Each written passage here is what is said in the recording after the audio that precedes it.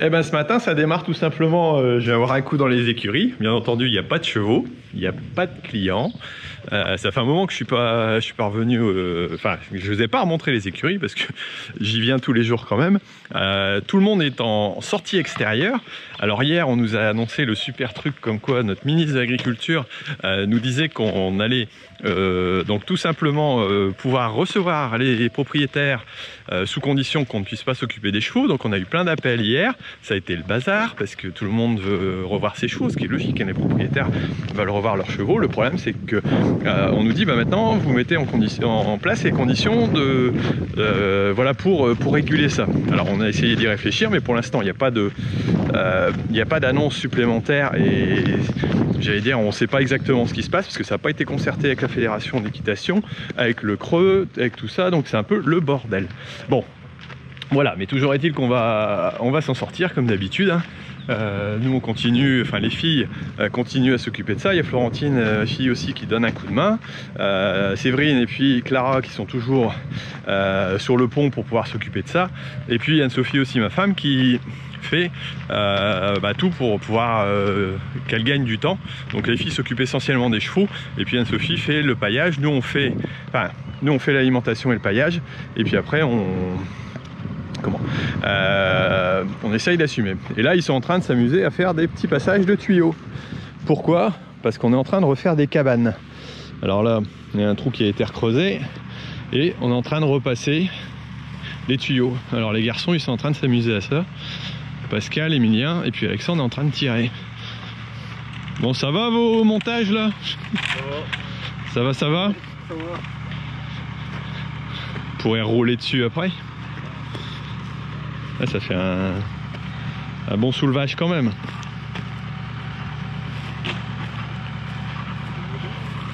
Bon, une fois que ce sera roulé. C'est bon, Alexandre? C'est bon? Alors là, on utilise la sous-soleuse pour arriver à passer le tuyau, étant donné qu'on doit envoyer toute une canalisation enterrée jusque là. Bon alors t'es à la bonne profondeur Alexandre? C'est pas... Bon apparemment c'est déjà pas mal, hein. On doit être à une quarantaine de centimètres. J'ai du mal à le toucher là en dessous, donc ça va. Les Someka, impeccable. Acteur de tête de l'exploitation toujours. Coupeur de tuyaux. Alors le montage c'est tout simplement l'utilisation de la sous-soleuse.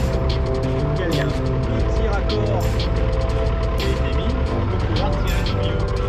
Et le tuyau, on va tirer au fur et à mesure. Voilà, Pascal qui déroule en longueur pour arriver à bien l'avancer.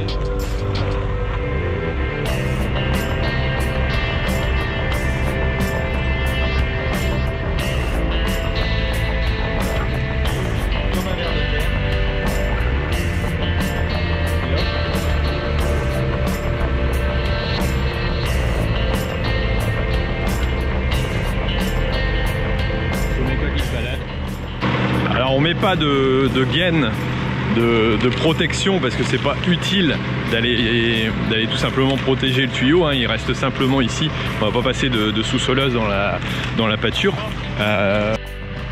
Voilà, alors il faut s'imaginer qu'ici les tuyaux vont ressortir, on va mettre 2 abreuvoirs puis on va mettre toute une cabane autour.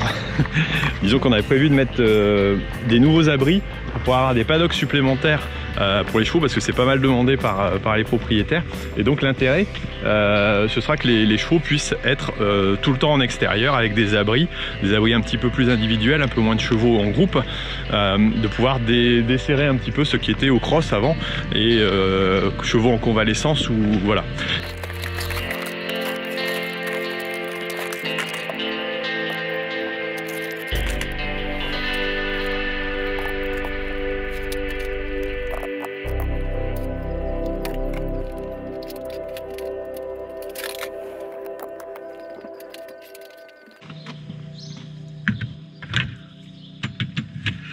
Alors je vous rassure, j'ai pas dévalisé un magasin de capteurs, mais c'est tout simplement ce qu'on utilise. Alors moi pour mes parcelles, en pommes de terre et en carottes pour l'irrigation, et aussi celle qu'on va utiliser pour le groupe oignon, et puis pour les carottes qu'on fera un peu plus tard. Donc là, ce que je vais simplement faire, c'est retrier tout en fonction de ce que j'ai, et pouvoir les préparer pour pouvoir les installer tout à l'heure. Voilà, je vais y arriver. Donc on va aller installer ça tout à l'heure ensemble.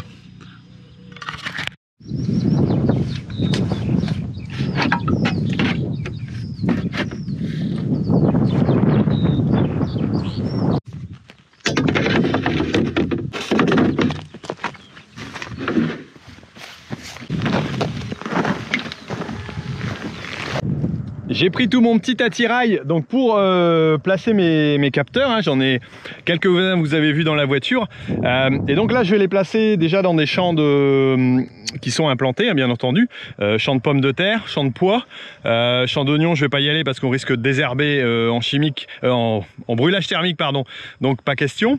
La première chose avant de mettre en place ça, c'est bien entendu de vérifier l'endroit où on va le placer, hein. Ce type de capteur, moi je les place tout simplement déjà à une bonne distance de la route, parce que je vais avoir de l'irrigation dans cette parcelle là. D'ailleurs c'est le but des tensiomètres, c'est de me permettre de vérifier l'humidité dans le sol, et donc d'arroser au bon moment sans en mettre trop ni pas assez, et d'avoir une alerte quelque part pour me dire tiens ça y est, c'est bon, tu peux déclencher. Ça va dépendre bien entendu de la température, de l'évapotranspiration, du temps qu'on va avoir, de la pluie, donc de beaucoup de phénomènes que je maîtrise pas forcément. Et avec ces capteurs là je vais pouvoir avoir des courbes qui vont me permettre, ça on le verra un peu après, qui vont me permettre de modifier un peu ça. Et donc première chose, dans la parcelle je vais le mettre plutôt dans un endroit à peu près homogène. Je le mets pas trop près de la bordure ni trop près du centre d'arrosage, mais plutôt au tiers à l'intérieur pour que ce soit d'un niveau égal à peu près, hein. Je vais pas le mettre où il risquerait d'avoir de recroisement du canon d'irrigation ou de choses comme ça. Donc voilà, un endroit homogène, plutôt la partie la plus sèche, mais ici bon la parcelle est homogène, la plus sèche est peut-être par là, mais quelque part elle est trop éloignée sur la bordure, donc je vais pas m'y mettre. Dans la première passe éventuellement d'irrigation pour voir ce que ça a donné. Et deuxième chose, je vais déterminer la profondeur en fonction de la culture. Alors l'année dernière j'avais mis du 30 et du 60 pour les pommes de terre. Cette année j'ai dû le remonter parce que le 60 ne captait pas assez vu nos types de sol, hein. Ici on arrive dans de la craie en dessous et il n'y a pas d'eau qui remonte clairement, donc ici c'est pas nécessaire. Selon les endroits on pourra faire différemment, mais donc je vais planter à 20 cm dans la butte, en plein milieu de là où se trouve la pomme de terre, et puis à 40 là où les racines pourraient encore aller potentiellement pour aller pomper. La pomme de terre est une production qui est quand même assez fainéante, qui va pas aller pomper très profondément. Donc voilà, là je vais faire ça et puis je vais vous montrer un peu comment je procède pour les placer.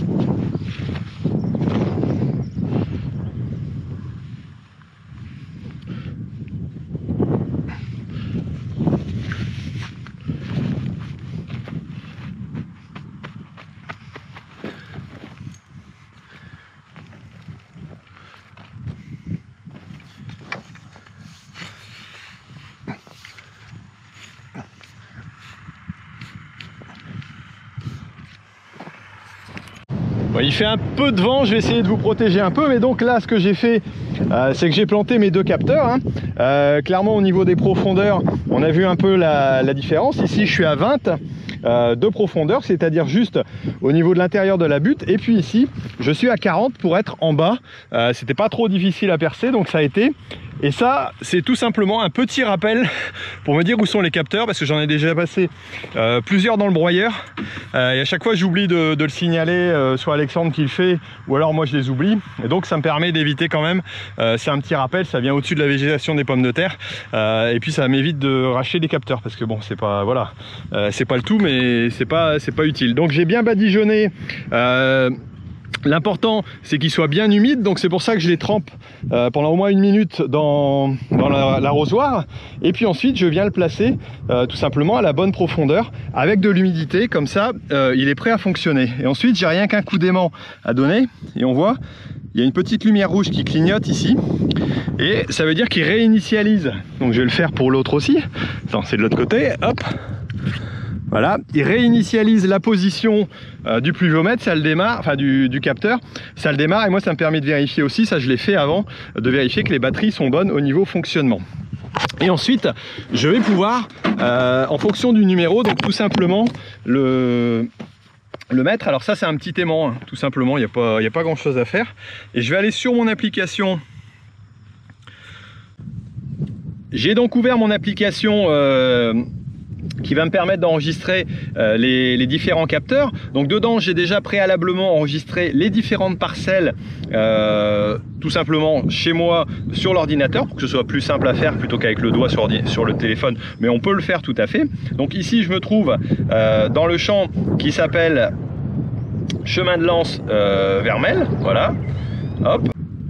Alors sur cette parcelle donc du chemin de Lens, je vais pouvoir enregistrer différentes choses, comme par exemple le fait que j'ai planté des pommes de terre au 9 avril, et je vais aller éditer la parcelle pour pouvoir aller enregistrer les différentes infos.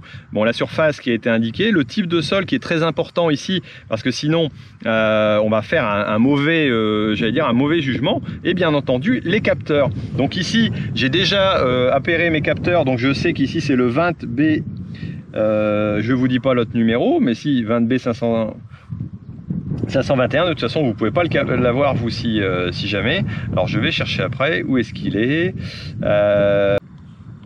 voilà, donc le 20B 521 qui est indiqué à 30 cm, je vais pouvoir le cocher et aller le mettre à 40, étant donné qu'il est à 40 cm. Sinon je vais avoir un petit souci au niveau du fonctionnement. Et puis le suivant, hop, qui lui est le CE17FA, CE17FA. Donc voilà le CE17FA que je vais cocher et que lui je vais placer donc à 20 cm comme il est indiqué. Je valide, et donc ma parcelle va maintenant pouvoir prendre les mesures au fur et à mesure. Alors c'est pas tout de suite que je vais avoir le résultat, mais d'ici quelques temps j'aurai les résultats. Voilà, donc maintenant je vais aller implanter les autres avec le même système dans les parcelles, en choisissant là aussi toujours le bon endroit, le bon croisement par rapport aux enrouleurs pour avoir le meilleur résultat possible, pour optimiser au mieux mon irrigation. Petit passage par le champ de pois, encore en veille de pigeons. Alors a priori il y en a quand même une belle quantité encore une fois. Je vais essayer de rebouger un effaroucheur et puis mettre les capteurs ensuite ici pour essayer d'avoir aussi l'hygrométrie dans cette parcelle.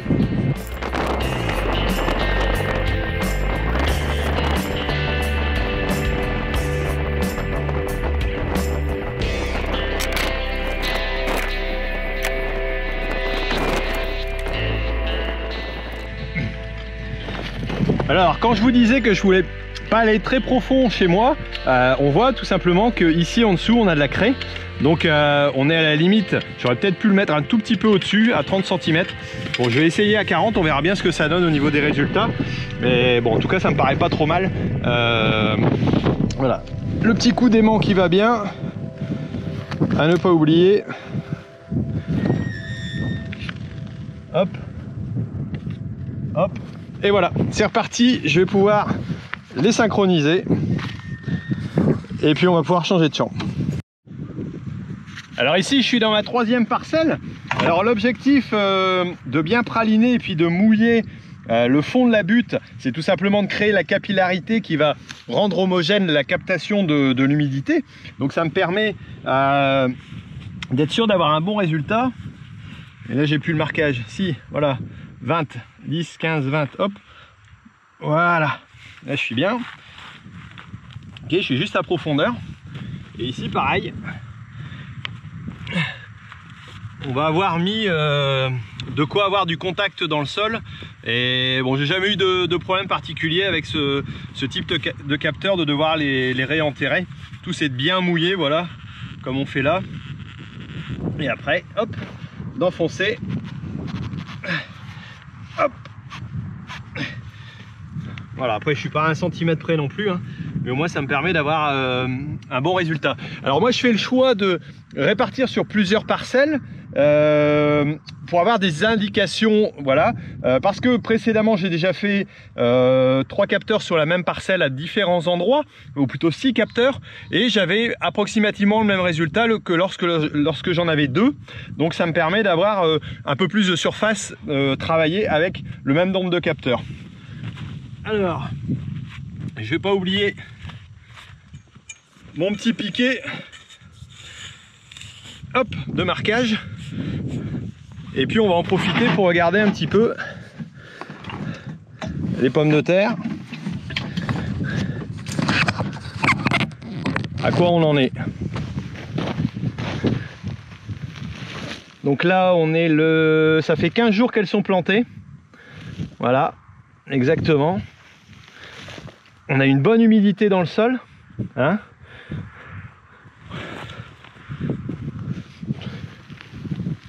Avec les 20 mm qu'on a repris quelque part, c'est bien. Là on voit que c'est cormoteux, hein. Le précédent, donc je pense qu'à l'arrachage on retrouvera ces mottes là, il n'y a pas de doute. Voilà. Et on voit que la pomme de terre commence à prendre tout doucement, hein. Les germes commencent à bien arriver. Là j'en ai même cassé un. Donc voilà, c'est plutôt pas mal parti. Hop, on va la remettre et la reboucher. Donc c'est signe que ça démarre.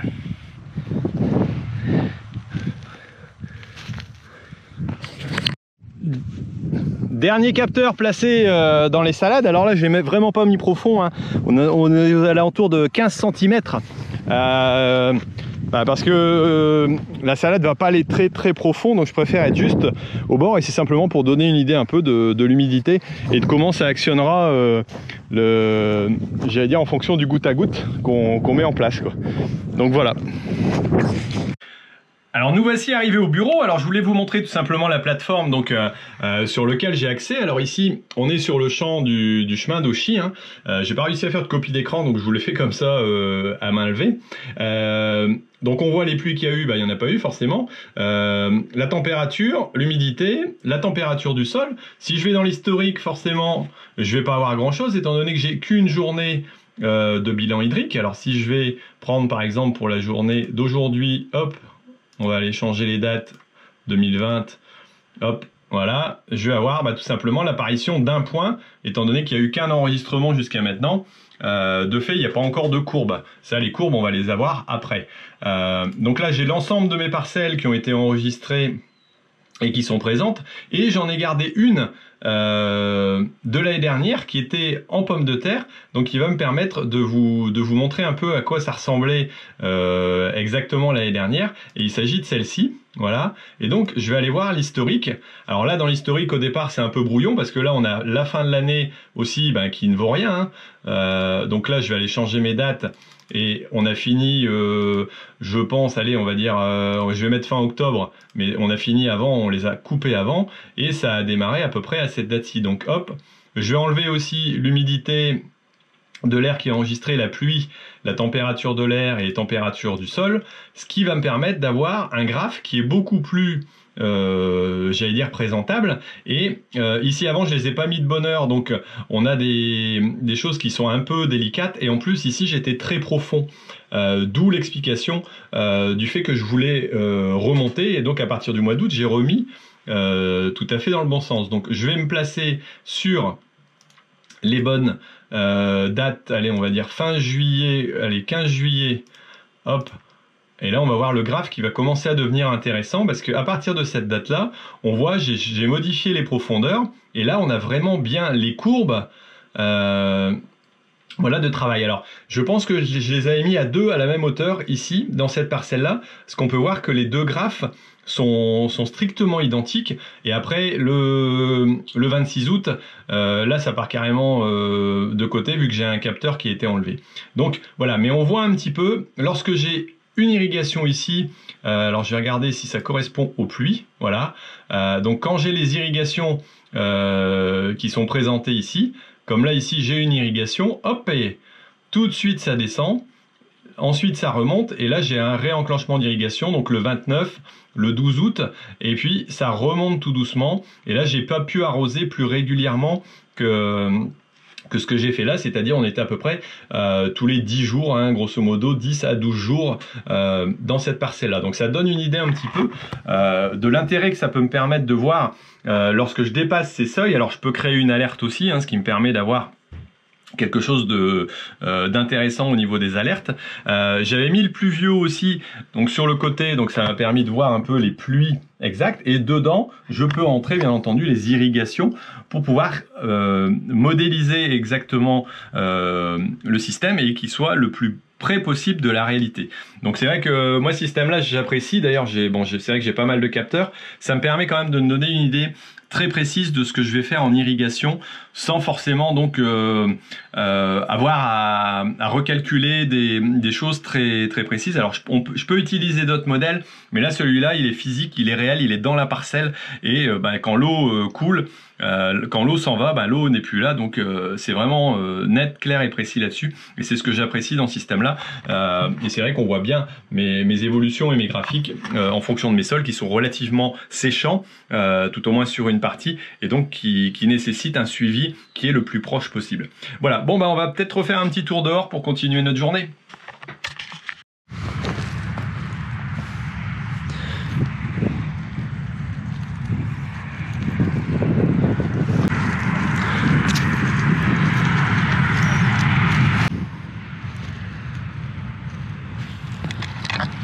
Donc là je suis en train d'examiner les betteraves pour voir s'il n'y a pas de pucerons, parce qu'il y a une pression de pucerons voilà, qui est indiquée au niveau des conseils techniques, et avant de traiter je voudrais voir si c'est réellement nécessaire.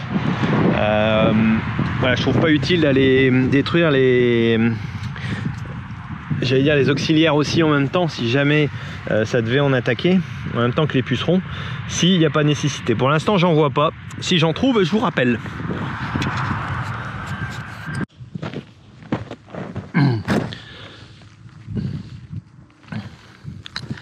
Alors changement de parcelle, mais même examen. De l'autre côté j'en ai pas trouvé, donc je suis plutôt content. Voilà, plutôt évité. Normalement le seuil d'attaque des pucerons aptères, c'est tout simplement 1 tous les 10 pieds. Là-bas j'en ai pas trouvé du tout, en faisant quand même un bon paquet. Tout c'est de bien, j'allais dire, de bien surveiller, hein.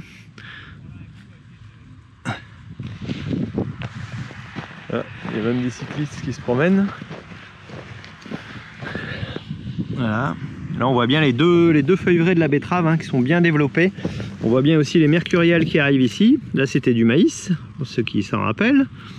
Voilà. On est juste à côté du terrier. Un fumeterre bien développé. Donc là, traitement prévu demain matin pour tout simplement pour les adventices, hein. Traitement 8 jours après le premier, toujours, c'est un conseil, donc voilà, ça sera fait demain matin. Bon écoutez, moi je vais vous laisser pour ce soir, je vais vérifier encore quelques pucerons, et puis après la soirée sera terminée, et demain on rattaque sûrement assez bonne heure. Alors je sais pas si je vous prendrai avec moi demain, ou bien si on fera autre chose, on verra bien, mais bon, il y a encore une suite, hein. Allez, à bientôt.